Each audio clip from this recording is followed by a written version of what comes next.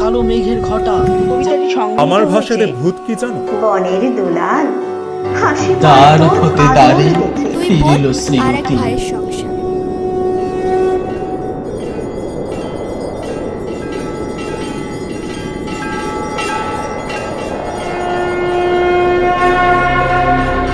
Maheshwari audio vibes.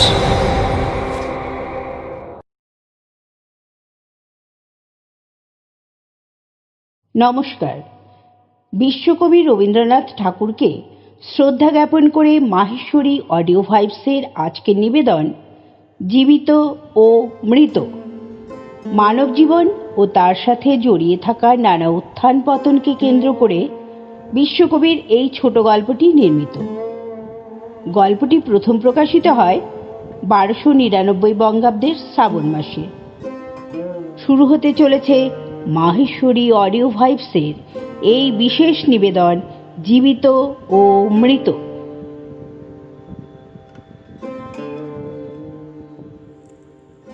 রানীহাটের জমিদার সারদা শঙ্কর বাবুদের বাড়ির বিধবা বধূটির পিতৃকুলে কেহ ছিল না। সকলেই একে একে মারা গিয়াছে। পতিকুলেও ঠিক আপনার বলিতে কেহ নাই, পতিও নাই, পুত্রও নাই। একটি ভাসুরপো, সারদা শঙ্করের ছোট ছেলেটি, সেই তাহার চক্ষের মণি। সে জন্মিবার পর তাহার মাতার বহু কাল ধরিয়া শক্ত পীড়া হইয়াছিল। সেই জন্য এই বিধবা কাকি কাদম্বিনী তাহাকে মানুষ করিয়াছে। পরের ছেলে মানুষ করিলে তাহার প্রতি প্রাণের টান আরও যেন বেশি হয়, কারণ তাহার উপরে অধিকার থাকে না, তাহার উপরে কোনো সামাজিক দাবি নাই, কেবল স্নেহের দাবি। কিন্তু কেবলমাত্র স্নেহ সমাজের সম্মুখে আপনার দাবি কোনো দলিল অনুসারে সপ্রমাণ করিতে পারে না এবং চাহেও না।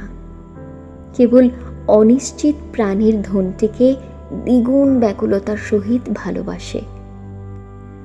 বিধবার সমস্ত রুদ্ধপ্রীতি এই ছেলেটির প্রতি সিঞ্চন করিয়া একদিন শ্রাবণের রাত্রে কাদম্বিনীর অকস্মাৎ মৃত্যু হইল। হঠাৎ কি কারণে তাহার হৃদস্পন্দন স্তব্ধ হইয়া গেল। সময় জগতের আর সর্বত্রই চলিতে লাগিল। কেবল সেই স্নেহকাতর ক্ষুদ্র কোমল বক্ষটির ভিতর সময়ের ঘড়ির কল চিরকালের মতো বন্ধ হইয়া গেল। পাছে পুলিশের উপদ্রব ঘটে, এই জন্য অধিক আড়ম্বর না করিয়া জমিদারের 4 জন ব্রাহ্মণ কর্মচারী অনতিবিলম্বে মৃতদেহ দাহ করিতে লইয়া গেল। রানীহাটের শ্মশান লোকালয় হইতে বহু দূরে, পুষ্করিণীর ধারে একখানি কুটির এবং তাহার নিকটে একটা প্রকাণ্ড বটগাছ। বৃহৎ মাঠে আর কোথাও কিছু নাই। পূর্বে এইখান দিয়া নদী বহিত, এখন নদী একেবারে শুকাইয়া গেছে। সেই শুষ্ক জলপথের এক অংশ খনন করিয়া শ্মশানের পুষ্করিণী নির্মিত হইয়াছে। এখানকার লোকেরা এই পুষ্করিণীকেই পুণ্য স্রোতস্বিনীর প্রতিনিধি স্বরূপ জ্ঞান করে। মৃতদেহ কুটিরের মধ্যে স্থাপন করিয়া চিতার কাঠ আসিবার প্রতীক্ষায় 4 জনে বসিয়া রহিল। সময় এত দীর্ঘ বোধ হইতে লাগিল যে অধীর হইয়া 4 জনের মধ্যে নিতাই এবং গুরুচরণ কাঠ আনিতে এত বিলম্ব হইতেছে কেন দেখিতে গেল। বিধু এবং বনমালী মৃতদেহ রক্ষা করিয়া বসিয়া রহিল। শ্রাবণের অন্ধকার রাত্রি, থমথমে মেঘ করিয়া আছে। আকাশে একটি তারা দেখা যায় না। অন্ধকার ঘরে 2 জন চুপ করিয়া বসিয়া আছে। একজনের চাদরে দেশলাই এবং বাতি বাঁধা ছিল। বর্ষাকালের দেশলাই বহু চেষ্টাতেও জ্বলিল না। যে লণ্ঠন সঙ্গে ছিল তাহাও নিবিয়া গেছে। অনেকক্ষণ চুপ করিয়া থাকিয়া একজন কহিল, ভাই রে, একদিন তামাকের জোগাড় থাকিলে বড় সুবিধা হতো রে। তাড়াতাড়িতে কিছুই আনার হলো না। অন্য ব্যক্তি কহিল, আমি চট করিয়া এক ধরে সমস্ত কিছু সংগ্রহ করে আনিতে পারি।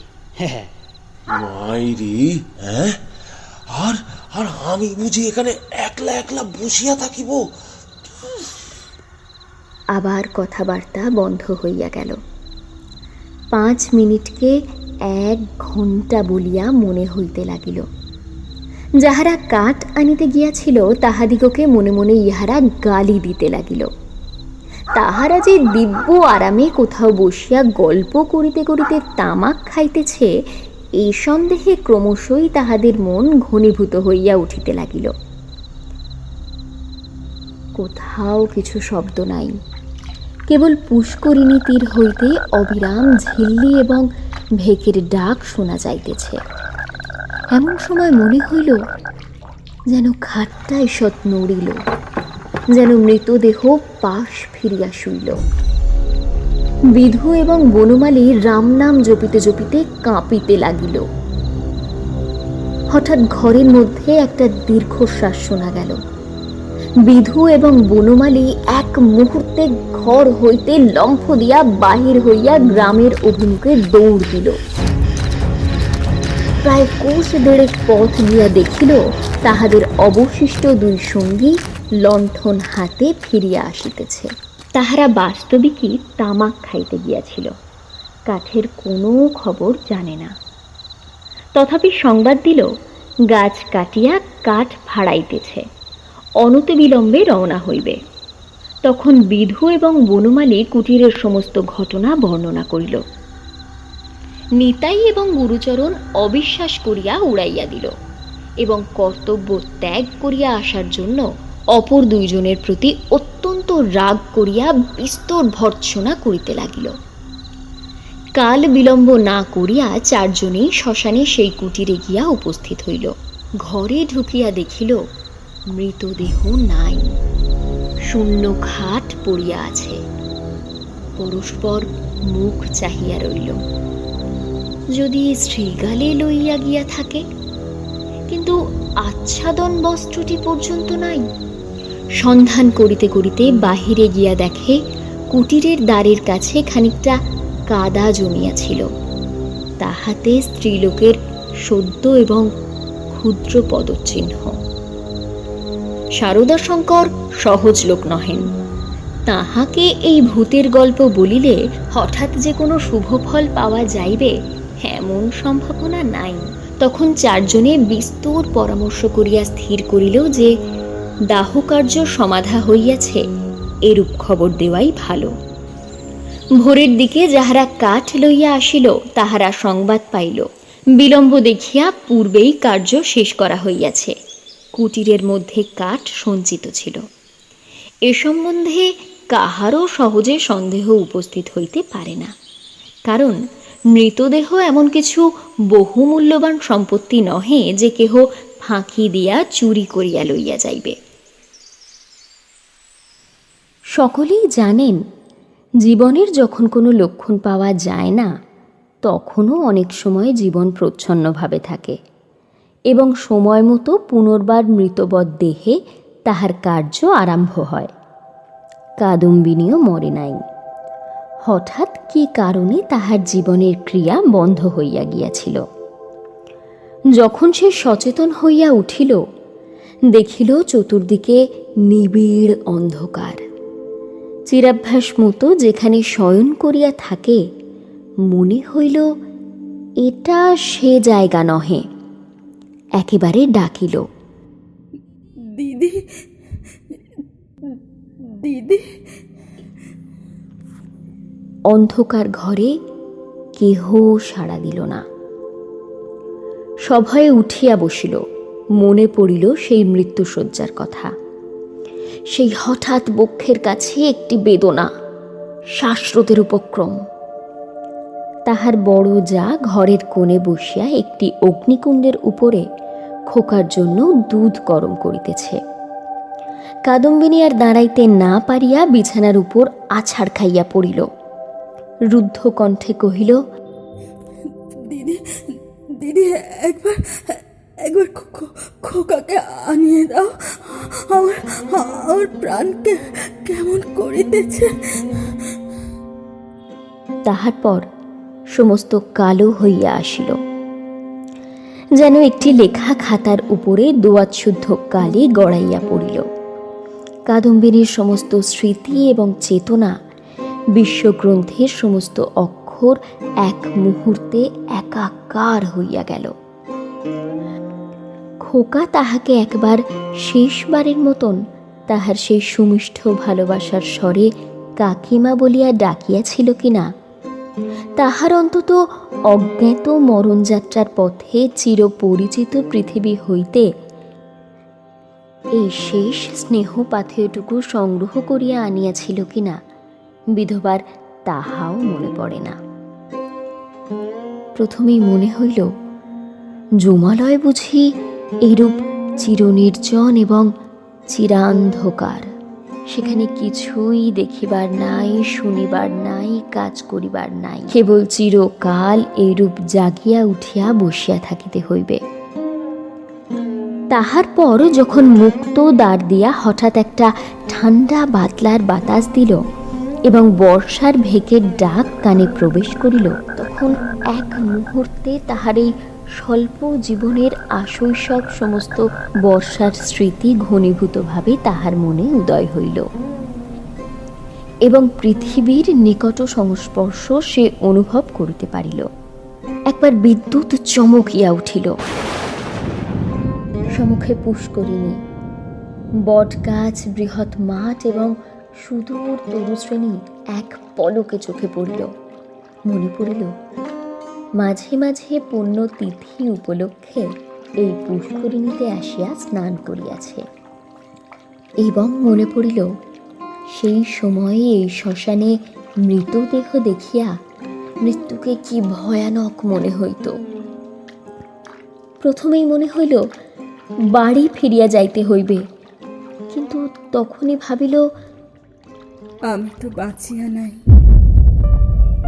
আমাকে বাড়িতে লইবে কেন? সেখানে যে অমঙ্গল হইবে, জীবরাজ্য হইতে আমি যে নির্বাসিত হইয়া আসিয়াছি, আমি যে আমার প্রেতাত্মা। তাই যদি না হবে, তবে সে এই অর্ধরাত্রে সারদা শঙ্করের সুরক্ষিত অন্তঃপুর হইতে এই দুর্গম শ্মশানে আসিল কেমন করিয়া? এখনো যদি তার অন্ত্যেষ্টিক্রিয়া শেষ না হইয়া থাকে, তবে দাহ করিবার লোকজন গেল কোথায়? সারদা শঙ্করের আলোকিত গৃহে তাহার মৃত্যুর শেষ মুহূর্ত মনে পড়িল। তাহার পরেই এই বহুদূরবর্তী জনশূন্য অন্ধকার শ্মশানের মধ্যে আপনাকে একাকিনী দেখিয়া সে জানিল আমি এই পৃথিবীর জনসমাজের আর কেহ নই। আমি অতি ভীষণ কল্যাণকারিণী। আমি আমার প্রেতাত্মা। আমি আমার প্রেতাত্মা। এই কথা মনে উদয় হইবা মাত্রই তাহার মনে হইল তাহার চতুর্দিক হইতে বিশ্ব নিয়মের সমস্ত বন্ধন যেন ছিন্ন হইয়া গিয়াছে, যেন তার অদ্ভুত শক্তি, অসীম স্বাধীনতা, যেখানে ইচ্ছে যাইতে পারে, যাহা ইচ্ছা করিতে পারে। এই অভূতপূর্ব নতুন ভাবের আবির্ভাবে সে উন্মত্তের মতো হইয়া হঠাৎ একটা দমকা বাতাসের মতো ঘর হইতে বাহির হইয়া অন্ধকারে শ্মশানের উপর দিয়া চলিল। মূলে লজ্জা, ভয়, ভাবনার লেশ মাত্র রহিল না। চলিতে চলিতে চরণ শ্রান্ত, দেহ দুর্বল হইয়া আসিতে লাগিল। মাঠের পর মাঠ আর শেষ হয় না। মাঝে মাঝে ধান্যক্ষেত্র, কোথাও বা এক হাঁটু জল দাঁড়াইয়া আছে। যখন ভোরের আলো অল্প অল্প দেখা দিয়েছে, তখন অদূরে লোকালয়ের বাঁশঝাড় হইতে দুটো একটা পাখির ডাক শোনা গেল। তখন তাহার কেমন ভয় করিতে লাগিল। পৃথিবীর সহিত, জীবিত মানুষের সহিত এখন তাহার কিরূপ নতুন সম্পর্ক দাঁড়াইয়াছে সে কিছু জানে না। যতক্ষণ মাঠে ছিল, শ্মশানে ছিল, শ্রাবণ রজনীর অন্ধকারের মধ্যে ছিল, ততক্ষণ সে নির্ভয় ছিল, যেন আপন রাজ্যে ছিল। দিনের আলোকে লোকালয় তাহার পক্ষে অতি ভয়ঙ্কর স্থান বলিয়া বোধ হইল। মানুষ ভূতকে ভয় করে, ভূতও মানুষকে ভয় করে। মৃত্যু নদীর দুই পারে দুইজনের বাস। কাপড়ে কাদা মাখিয়া অদ্ভুত ভাবের বশে ও রাত্রি জাগরণে পাগলের মতো হইয়া কাদম্বিনীর যেরূপ চেহারা হইয়াছিল, তাহাতে মানুষ তাহাকে দেখিয়া ভয় পাইতে পারিত, এবং ছেলেরা বোধ হয় দূরে পালাইয়া গিয়া তাহাকে ঢেলা মারিত। সৌভাগ্যক্রমে একটি পথিক ভদ্রলোক তাহাকে সর্বপ্রথমে এই অবস্থায় দেখিতে পায়। সে আসিয়া কহিল, মা, তোমাকে ভদ্রকুল বধূ বলিয়া বোধ হইতেছে। তুমি এ অবস্থায় একলা পথে কোথায় চলিয়াছ? কাদম্বিনী প্রথমে কোনো উত্তর না দিয়া তাকাইয়া রহিল। হঠাৎ কিছুই ভাবিয়া পাইল না। সে যে সংসারের মধ্যে আছে, তাহাকে যে ভদ্র কুলবধূর মতো দেখাইতেছে, গ্রামের পথে পথিক তাহাকে যে প্রশ্ন জিজ্ঞাসা করিতেছে, এ সমস্তই তাহার কাছে অভাবনীয় বলিয়া বোধ হইল। পথিক তাহাকে পুনশ্চ কহিল, চলো মা, আমি তোমাকে বাড়ি পৌঁছে দিই। তোমার বাড়ি কোথায় আমাকে বলো। কাদম্বিনী চিন্তা করিতে লাগিল। শ্বশুর বাড়ি ফিরিবার কথা মনে স্থান দেওয়া যায় না, বাপের বাড়ি তো নাই। তখন ছেলেবেলার সইকে মনে পড়িল। সই যোগমায়ার সহিত যদিও ছেলেবেলা হইতেই বিচ্ছেদ, তথাপি মাঝে মাঝে চিঠিপত্র চলে। এক এক সময় রীতিমতো ভালোবাসার লড়াই চলিতে থাকে। কাদম্বিনী জানাইতে থাকে ভালোবাসা তাহার দিকেই প্রবল। যোগমায়া জানাইতে চাহে কাদম্বিনী তাহার ভালোবাসার যথোপযুক্ত প্রতিদান দেয় না। কোনো সুযোগে একবার উভয়ে মিলন হইতে পারিলে যে এক দণ্ড কেহ কাহাকে চোখের আড়াল করিতে পারিবে না, এই বিষয়ে কোনো পক্ষেরই কোনো সন্দেহ ছিল না। কাদম্বিনী ভদ্রলোকটিকে কহিল, নিশ্চিন্দাপুরে শ্রীপতিচরণ বাবুর বাড়ি যাইব। পথিক কলকাতায় যাইতেছিলেন। নিশ্চিন্দাপুর যদিও নিকটবর্তী নহে, তথাপি তাহার গম্যপথেই পড়ে। তিনি স্বয়ং বন্দোবস্ত করিয়া কাদম্বিনীকে শ্রীপতিচরণ বাবুর বাড়ি পৌঁছাইয়া দিলেন। দুই সইয়ে মিলন হইল। প্রথমে চিনিতে একটু বিলম্ব হইয়াছিল, তাহার পরে বাল্য সাদৃশ্য উভয়েরই চক্ষে ক্রমশই পরিস্ফুট হইয়া উঠিল। যোগমায়া কহিল, ও মা, আমার কি ভাগ্য! তোমার যে দর্শন পাইব এমন তো আমার মনেই ছিল না।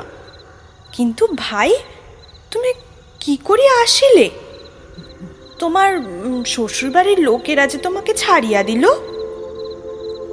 কাদম্বিনী চুপ করিয়া রহিল। অবশেষে কহিল, ভাই, শ্বশুরবাড়ির কথা আমাকে জিজ্ঞাসা করিও না। আমাকে দাসীর মতো বাড়ির এক প্রান্তে স্থান দিও। আমি তোমাদের কাজ করিয়া দিব। যোগমায়া কহিল, ও মা, সে কি কথা? দাসীর মতো থাকিবে কেন? তুমি আমার সই, তুমি আমার। এমন সময় শ্রীপতি ঘরে প্রবেশ করিল। কাদম্বিনী খানিকক্ষণ তাহার মুখের দিকে তাকাইয়া ধীরে ধীরে ঘর হইতে বাহির হইয়া গেল। মাথায় কাপড় দেওয়া বা কোনো রকম সংকোচ বা সম্ভ্রমের লক্ষণ দেখা গেল না। পাছে তাহার সইয়ের বিরুদ্ধে শ্রীপতি কিছু মনে করে, এজন্য ব্যস্ত হইয়া যোগমায়া নানা রূপে তাহাকে বুঝাইতে আরম্ভ করিল। কিন্তু এতই অল্প বুঝাইতে হইল এবং শ্রীপতি এত সহজে যোগমায়ার সমস্ত প্রস্তাবে অনুমোদন করিল যে যোগমায়া মনে মনে বিশেষ সন্তুষ্ট হইল না। কাদম্বিনী সইয়ের বাড়িতে আসিল, কিন্তু সইয়ের সঙ্গে মিশিতে পারিল না। মাঝে মৃত্যুর ব্যবধান। আত্মসম্বন্ধে সর্বদা একটা সন্দেহ এবং চেতনা থাকিলে পরের সঙ্গে মেলা যায় না। কাদম্বিনী যোগমায়ার মুখের দিকে চায় এবং কি যেন ভাবে। মনে করে, স্বামী এবং ঘরকন্যা লইয়া ও যেন বহু দূরে আর এক জগতে আছে। স্নেহ, মমতা এবং সমস্ত কর্তব্য লইয়া ও যেন পৃথিবীর লোক। আর আমি যেন শূন্য ছায়া। ও যেন অস্তিত্বের দেশে, আর আমি যেন অনন্তের মধ্যে। যোগমায়েরও কেমন কেমন লাগিল, কিছুই বুঝিতে পারিল না। স্ত্রীলোক রহস্য সহ্য করিতে পারে না, কারণ অনিশ্চিতকে লইয়া কবিত্ব করা যায়, বীরত্ব করা যায়, পাণ্ডিত্য করা যায়, কিন্তু ঘরকন্যা করা যায় না। এই জন্য স্ত্রীলোক যেটা বুঝিতে পারে না, হয় সেটার অস্তিত্ব বিলোপ করিয়া তাহার সহিত কোনো সম্পর্ক রাখে না, নয় তাহাকে স্বহস্তে নতুন মূর্তি দিয়া নিজের ব্যবহারযোগ্য একটি সামগ্রী গড়ে তোলে। যদি দুইয়ের কোনোটাই না পারে, তবে তাহার উপর ভারী রাগ করিতে থাকে। কাদম্বিনী যতই দুর্বোধ হইয়া উঠিল, যোগমায়া তাহার উপর ততই রাগ করিতে লাগিল।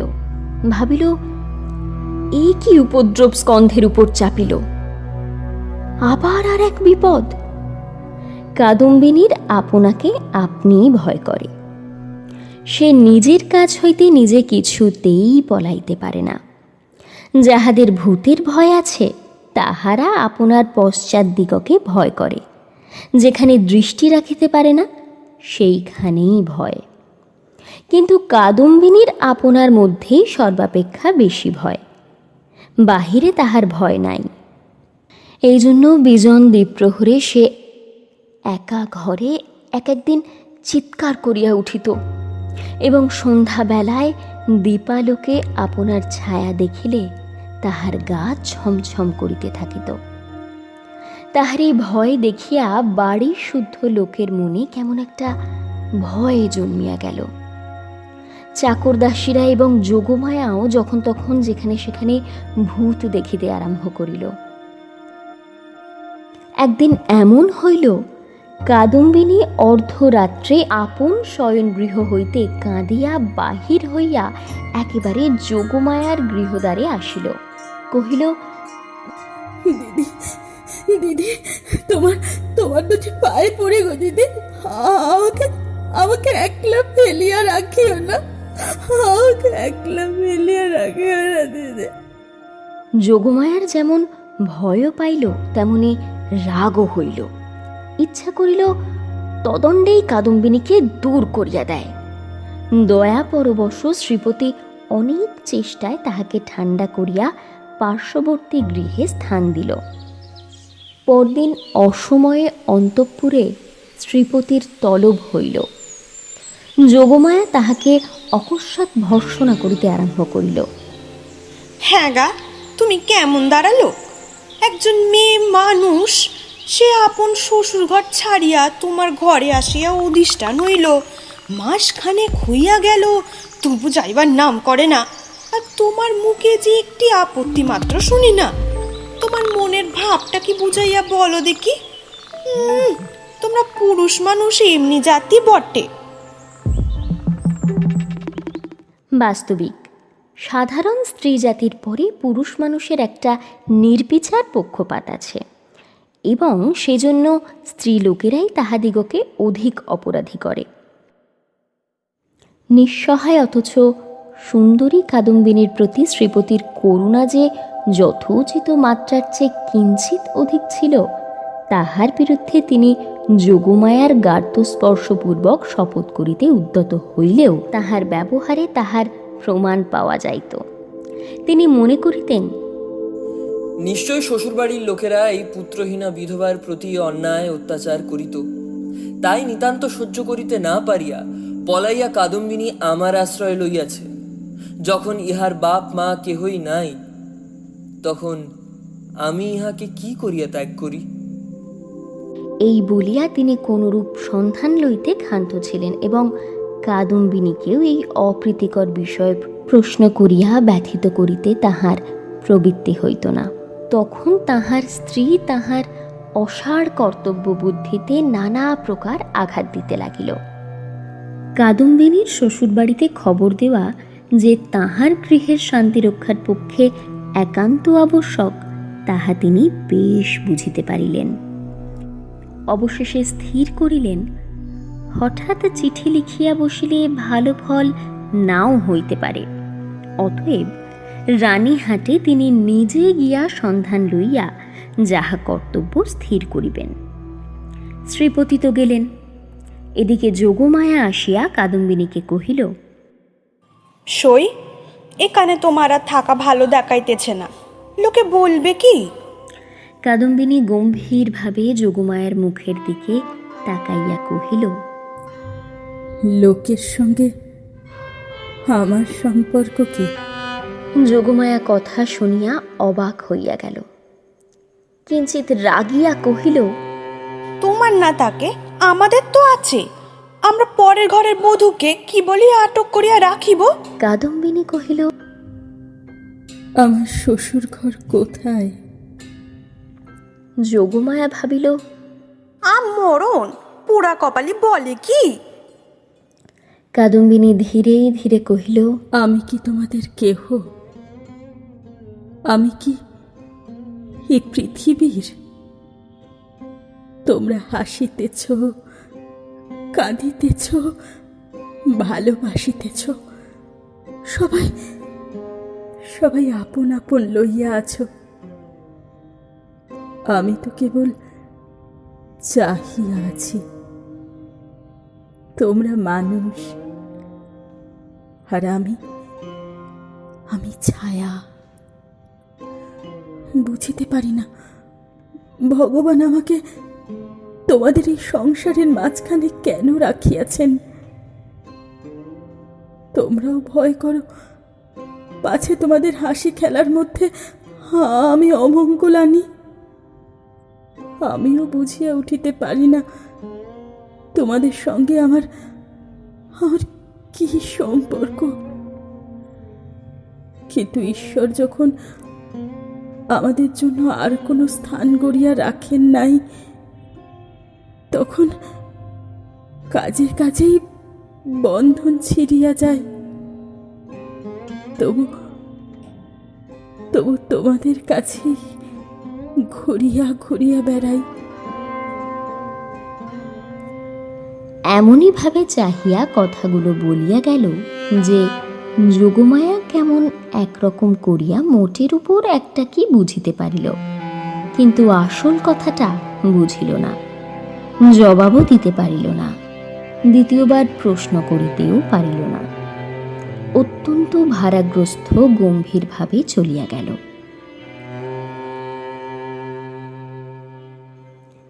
রাত্রি প্রায় যখন 10টা, তখন শ্রীপতি রানীহাট হইতে ফিরিয়া আসিলেন। মুষলধারে বৃষ্টিতে পৃথিবী ভাসিয়া যাইতেছে। ক্রমাগতই তাহার ঝরঝর শব্দে মনে হইতেছে বৃষ্টির শেষ নাই, আজ রাত্রিরও শেষ নাই।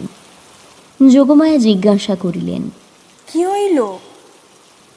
শ্রীপতি কহিলেন, সে অনেক কথা, পরে হইবে বলিয়া কাপড় ছাড়িয়া আহার করিলেন এবং তামাক খাইয়া শুইতে গেলেন।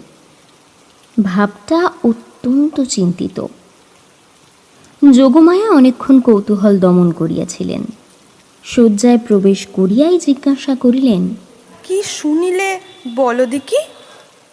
শ্রীপতি কহিলেন, নিশ্চয়ই তুমি একটা ভুল করিয়াছ।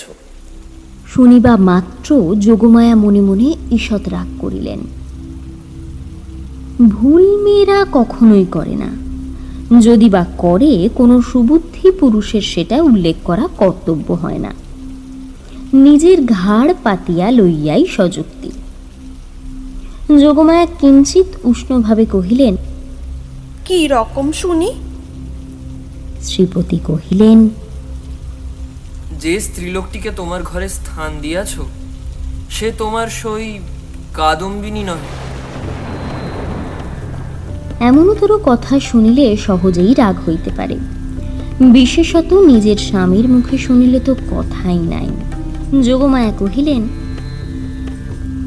আমার সইকে আমি চিনি না, তোমার কাছ থেকে চিনিয়া লইতে হইবে। কি কথা শ্রী। শ্রীপতি বুঝাইলেন, এ স্থলে কথার শ্রী লইয়া কোনরূপ তর্ক হইতেছে না, প্রমাণ দেখিতে হইবে। যোগমায়ার সই কাদম্বিনী যে মারা গিয়াছে তাহাতে কোনো সন্দেহ নাই। যোগমায়া কহিলেন, ওই শোনো, তুমি নিশ্চয় একটা গোল পাকাইয়া আসিয়াছ। কোথায় যাইতে কোথায় গিয়াছ, কি শুনিতে কি শুনিয়াছ তাহার ঠিক নাই। তোমাকে নিজে যাইতে কে বলিল? একখানা চিঠি দিলেই সমস্ত পরিষ্কার হইতো। নিজের কর্মপটুতার প্রতি স্ত্রীর এরূপ বিশ্বাসের অভাবে শ্রীপতি অত্যন্ত ক্ষুণ্ণ হইয়া বিস্তারিতভাবে সমস্ত প্রমাণ প্রয়োগ করিতে লাগিলেন, কিন্তু কোনো ফল হইল না। উভয় পক্ষে হ্যাঁ না করিতে করিতে রাত্রি দ্বীপ্রহর হইয়া গেল। যদিও কাদম্বিনীকে এই দণ্ডেই গৃহ হইতে বহিষ্কৃত করিয়ে দেওয়ার সম্বন্ধে স্বামী স্ত্রী কাহারও মতভেদ ছিল না, কারণ শ্রীপতির বিশ্বাস তাহার অতিথি ছদ্ম পরিচয়ে তাহার স্ত্রীকে এতদিন প্রতারণা করিয়াছে, এবং যোগমায়ার বিশ্বাস সে কুল ত্যাগিনী। তথাপি উপস্থিত তর্কটা সম্বন্ধে উভয়েরই কেউই হার মানিতে চাহেন না। উভয়ের কণ্ঠস্বর ক্রমেই উচ্চ হইয়া উঠিতে লাগিল। ভুলিয়া গেলেন পাশের ঘরেই কাদম্বিনী শুইয়া আছে। একজন বলেন, ভালো বিপদেই পড়া গেল, আমি নিজের কানে শুনিয়া আসিলাম। আর একজন দৃঢ় স্বরে বলেন, সে কথা বলিলে মানিব কেন? আমি নিজের চোখে দেখিতেছি। অবশেষে যোগমায়া জিজ্ঞাসা করিলেন, আচ্ছা, কাদম্বিনী কবে মরিল বলো দেখি। ভাবিলেন কাদম্বিনী কোনো একটা চিঠির তারিখের সহিত অনৈক্য বাহির করিয়া শ্রীপতির ভ্রম সব প্রমাণ করিয়া দিবেন। শ্রীপতি যে তারিখের কথা বলিলেন, উভয় হিসাব করিয়া দেখিলেন যেদিন সন্ধ্যাবেলায় কাদম্বিনী তাহাদের বাড়িতে আসে সে তারিখ ঠিক তাহার পূর্বের দিনই পড়ে। শুনিবা মাত্র যোগমায়ের বুকটা হঠাৎ কাঁপিয়া উঠিল। শ্রীপতিরও কেমন একরকম বোধ হইতে লাগিল। এমন সময়ে তাহাদের ঘরের দ্বার খুলিয়া গেল।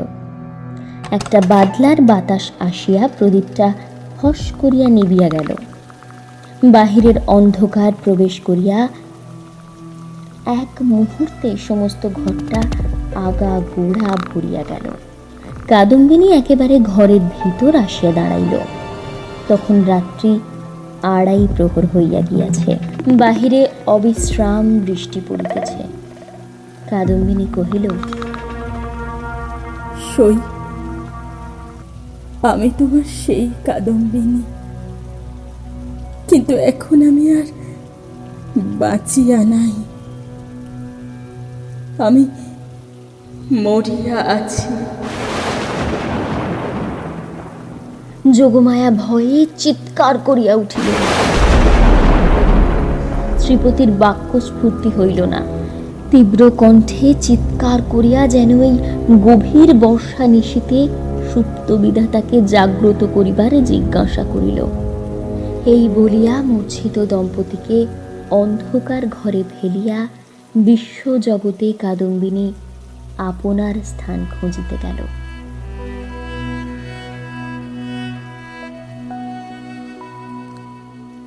কাদম্বিনী যে কেমন করিয়া রানীহাটে ফিরিয়া গেল তাহা বলা কঠিন, কিন্তু প্রথমে কাহাকেও দেখা দিল না। সমস্ত দিন অনাহারে একটা ভাঙা পোড়ো মন্দিরে যাপন করিল।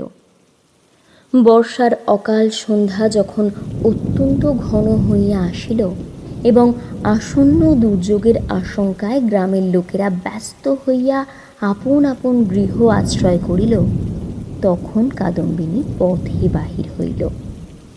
শ্বশুরবাড়ির দ্বারে গিয়া একবার তাহার হৃৎকম্প উপস্থিত হইয়াছিল, কিন্তু মস্ত ঘোমটা টানিয়া যখন ভিতরে প্রবেশ করিল, দাসী ভ্রমে দাঁড়িরা কোনো রূপ বাধা দিল না। এমন সময় বৃষ্টি খুব চাপিয়া আসিল, বাতাসও বেগে বহিতে লাগিল। তখন বাড়ির গৃহিণী সারদা শঙ্করের স্ত্রী তাহার বিধবা ননদের সহিত তাস খেলিতেছিলেন। ঝি ছিল রান্নাঘরে এবং পীড়িত খোকা জ্বরের উপশমে শয়নগৃহে বিছানায় ঘুমাইতেছিল। কাদম্বিনী সকলের চক্ষু এড়াইয়া সেই ঘরে গিয়া প্রবেশ করিল। সে যে কি ভাবিয়া শ্বশুরবাড়ি আসিয়াছিল জানি না, সে নিজেও জানে না। কেবল এইটুকু জানি যে একবার খোকাকে চোখে দেখিয়া যাইবার ইচ্ছা। তাহার পর কোথায় যাইবে, কি হইবে, সে কথা সে ভাবেও নাই। দীপালোকে দেখিল রুগ্ন শীর্ণ খোকা হাত মুঠা করিয়া ঘুমাইয়া আছে। দেখিয়া উত্তপ্ত হৃদয় যেন ত্রিশাতুর হইয়া উঠিল। তাহার সমস্ত বালাই লইয়া তাহাকে একবার বুকে চাপিয়া না ধরিলে কি বাঁচা যায়। আর তাহার পর মনে পড়িল, আমি নাই, ইহাকে দেখিবার কে আছে? ইহার মা সঙ্গ ভালোবাসে, গল্প ভালোবাসে, খেলা ভালোবাসে। এতদিন আমার হাতে ভার দেয়ায় সে নিশ্চিত ছিল। কখনো তাহাকে ছেলে মানুষ করিবার কোনো দায় পোহাইতে হয় নাই। আজ ইহাকে কে তেমন করিয়া যত্ন করিবে? এমন সময় খোকা হঠাৎ পাশ ফিরিয়া অর্ধ নিদ্রিত অবস্থায় বলিয়া উঠিল, কাকিমা, কাকিমা, জল দে না রে, জল। মরিয়া যাই শোনা আমার, তোর কাকিমাকে এখনো বলিস নাই? তাড়াতাড়ি কুঁজা হইতে জল গড়াইয়া লইয়া খোকাকে বুকের উপর তুলিয়া কাদম্বিনী তাহাকে জল পান করাইল। যতক্ষণ ঘুমের ঘোর ছিল, চিরাভ্যাস মতো কাকিমার হাত হইতে জল খাইতে খোকার কিছুই আশ্চর্য বোধ হইল না। অবশেষে কাদম্বিনী যখন বহুকালের আকাঙ্ক্ষা মিটাইয়া তাহার মুখ চুম্বন করিয়া তাহাকে আবার শুয়াইয়া দিল, তখন তাহার ঘুম ভাঙিয়া গেল এবং কাকিমাকে জড়াইয়া ধরিয়া জিজ্ঞাসা করিল, কাকিমা, তুই তুই মরে গিয়েছিলি? কাকিমা কহিল, হ্যাঁ খোকা। তুই তুই আমার কাছে ফিরে এসেছিস আবার, আর কখনো তুই মরে যাবি না তো, বল। ইহার উত্তর দিবার পূর্বেই একটা গোল বাঁধিল। ঝি এক বাটি সাগু হাতে করিয়া ঘরে প্রবেশ করিয়াছিল। হঠাৎ বাটি ফেলিয়া বলিয়া আছাড় খাইয়া পড়িয়া গেল। চিৎকার শুনিয়া তাস ফেলিয়া গিন্নি ছুটিয়া আসিলেন। ঘরে ঢুকিতেই তিনি একেবারে কাঠের মতো হইয়া গেলেন। পলাইতেও পারিলেন না, মুখ দিয়া একটি কথাও সরিল না। এই সকল ব্যাপার দেখিয়া খোকারও মনে ভয়ের সঞ্চার হইয়া উঠিল। সে কাঁদিয়া বলিয়া উঠিল, কাকিমা, তুই যা, তুই যা। কাদম্বিনী অনেক দিন পরে আজ অনুভব করিয়াছে যে সে মরে নাই। সেই পুরাতন ঘরদ্বার, সেই সমস্ত, সেই খোকা, সেই স্নেহ তাহার পক্ষে সমান জীবন্তভাবেই আছে। মধ্যে কোনো বিচ্ছেদ, কোনো ব্যবধান জন্মায় নাই। সইয়ের বাড়ি গিয়া অনুভব করিয়াছিল বাল্যকালের সেই সই মরিয়া গিয়াছে। খোকার ঘরে আসিয়া বুঝিতে পারিল খোকার কাকিমা তো এক তিলও মরে নাই। ব্যাকুলভাবে কহিল, দিদি, তোমরা আমাকে দেখিয়া কেন ভয় পাইতেছ? এই দেখো, এই দেখো, আমি আমি তোমাদের সেই তেমনই আছি। গিন্নি আর দাঁড়াইয়া থাকিতে পারিলেন না, মূর্ছিত হইয়া পড়িয়া গেলেন। ভগ্নীর কাছে সংবাদ পাইয়া শারদাশঙ্কর বাবু স্বয়ং অন্তঃপুরে আসিয়া উপস্থিত হইলেন। তিনি জোর হস্তে কাদম্বিনীকে কহিলেন, ছোট বৌমা, এই কি তোমার উচিত হয়? সতীশ আমার বংশের একমাত্র ছেলে, উহার প্রতি তুমি কেমন দৃষ্টি দিতেছ? আমরা কি তোমার পর? তুমি যাওয়ার পর হইতেও প্রতিদিন শুকাইয়া যাইতেছে, উহার ব্যামো আর ছাড়ে না। দিনরাত কেবল কাকিমা কাকিমা করে। যখন সংসার হইতে বিদায় লইয়াছ, তখন এ মায়াবন্ধন ছিড়িয়া যাও, আমরা তোমার যথোচিত সৎকার করিব।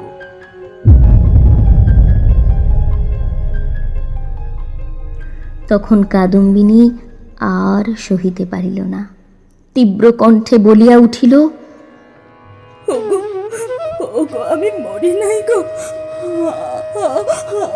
মরি নাই। আমি আমি আমি কেমন করিয়া তোমাদের কেমন করিয়া তোমাদের বুঝাইব? আমি আমি মরি নাই, মরি নাই। এই দেখো, এই দেখো, আমি আমি বাঁচিয়া আছি, এই দেখো। বলিয়া কাঁসার বাটিটা ভূমি হইতে তুলিয়া কপালে আঘাত করিতে লাগিল। কপাল ফাটিয়া রক্ত বাহির হইতে লাগিল। তখন বলিল, দেখো, দেখো, আমি বাঁচিয়া আছি, বাঁচিয়া আছি। শারদাশঙ্কর মূর্তির মতো দাঁড়াইয়া রহিলেন। খোকা ভয়ে বাবাকে ডাকিতে লাগিল। দুই মূর্ছিতা রমণী মাটিতে পড়িয়া রহিল। তখন কাদম্বিনী, ওগো, ওগো, আমি মরি নাই গো, মরি নাই বলিয়া চিৎকার করিয়া ঘর হইতে বাহির হইয়া সিঁড়ি বাহিয়া নামিয়া অন্তঃপুরের পুষ্করিণীর জলের মধ্যে গিয়া পড়িল। শারদাশঙ্কর উপরের ঘর হইতে শুনিতে পাইলেন ঝপাস করিয়া একটা শব্দ হইল। সমস্ত রাত্রি বৃষ্টি পড়িতে লাগিল। তাহার পরদিন সকালেও বৃষ্টি পড়িতেছে, মধ্যাহ্নেও বৃষ্টির বিরাম নাই। কাদম্বিনী মরিয়া প্রমাণ করিল সে মরে নাই।